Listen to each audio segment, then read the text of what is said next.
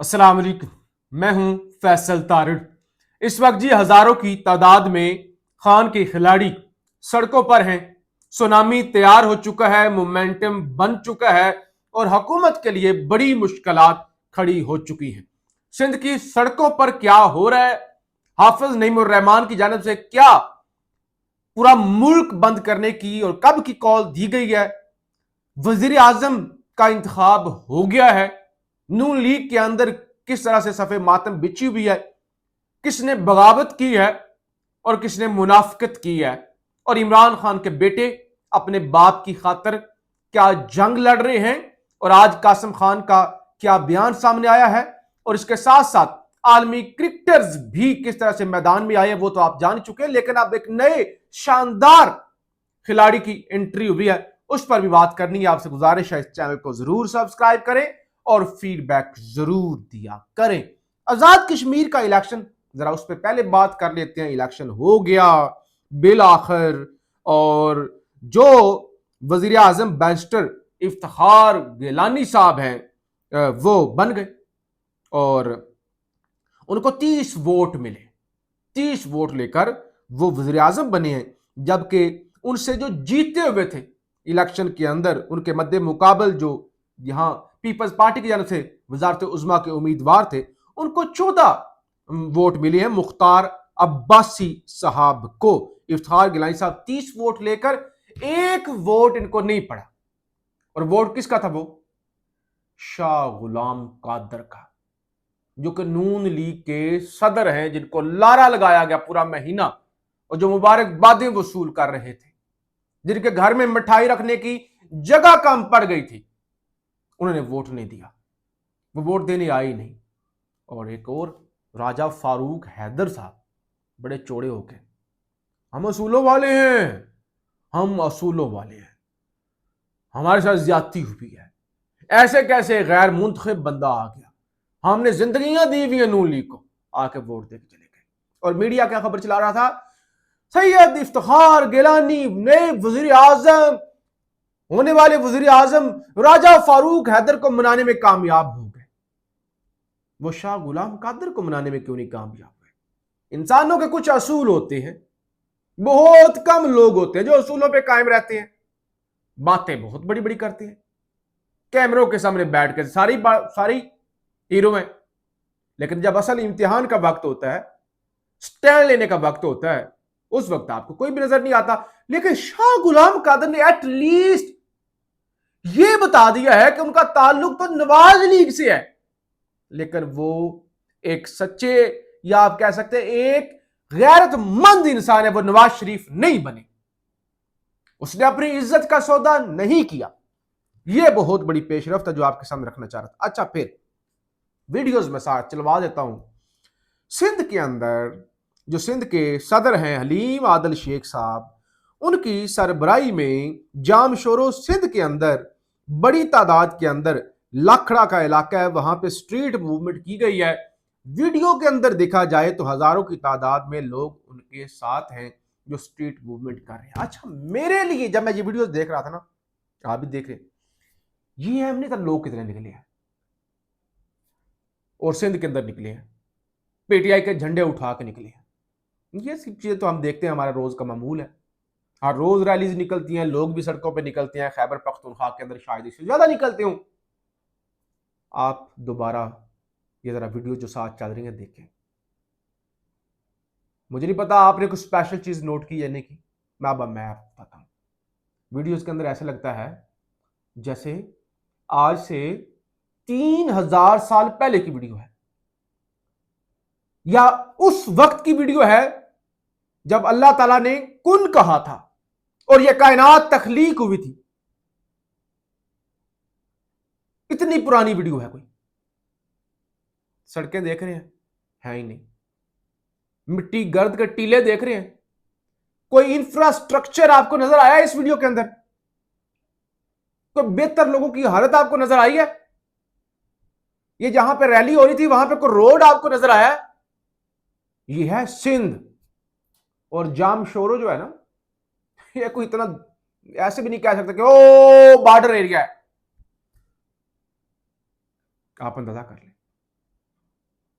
کیا حالت ہے. چھوڑ دینا سہیل افریدی صاحب وہاں پہ جائیں گے, چھوڑ دے اس بات کو کہ سہیل افریدی صاحب کل بٹگرام جائیں گے, ہزارہ ریجن کے اندر جائیں گے, اور اس کے بعد پھر وہ کراچی کا دورہ کرنے جا رہے ہیں, سندھ کا, جیکپ آباد کا. او بھائی آپ یہ دیکھیں نا, یہ سندھ ہے جہاں پہ پیپلز پارٹی کی مسلسل 2008 سے لے کر آنورڈ 18 سال سے حکومت ہے, مسلسل, اس سے پہلے بھی تھی. وہ ایسا لگتا ہے کہ پتہ نہیں کیا ہے, کوئی مریخ کے, کوئی حلیم عادل شیخ مریخ پر پہنچے ہیں,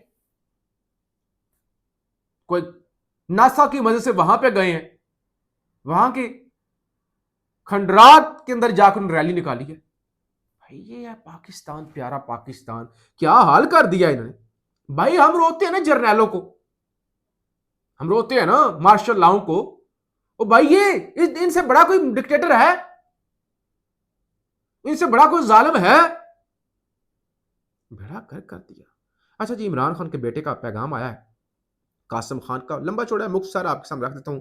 میرے والد اپنے عزم اور ارادے میں اتنے مضبوط انسان ہیں کہ میں نے اپنی زندگی میں ان جیسا مضبوط شخص نہیں دیکھا. انہوں نے انتخابی کامیابی حاصل کرنے سے قبل مسلسل 22 سال تمسخر اور مشکلات کا سامنا کیا, یعنی ان کا مذاق بنایا گیا. وہ ایک ہولناک قاتلانہ حملے میں بال بال بچے, بے شمار مصائب برداشت کیں, اور اب گزشتہ 3 سال سے قید تنہائی کے باوجود ہمت نہیں ہارے. تاہم اس ناروا سلوک کے اثرات ان کے جسمانی صحت پر ظاہر ہو رہے ہیں. ان کی عمر 73 سال ہو چکی ہے. انہیں بمشکل 6x8 فٹ کی ایک ایسی کوٹری میں رکھا گیا ہے جہاں نہ کوئی کھڑکی ہے اور نہ قدرتی روشنی کا گزر ہے. انہیں دن کے 23 گھنٹے سے زائد وقت اس تاریخ ماحول کے اندر قید رکھا جاتا ہے. یعنی انہیں پورا بتایا پوری دنیا کو کہ دنیا والوں دیکھو دنیا کے ایک بڑے سٹار کے ساتھ کیا سلوک ہو رہا ہے. اچھا پھر کرکٹر تو آ رہی تھے, رات کو سکائی سپورٹ پر انٹرویو بھی ہوا جس کی وجہ سے بڑی وہ آگ بھی لگی ہوئی ہے.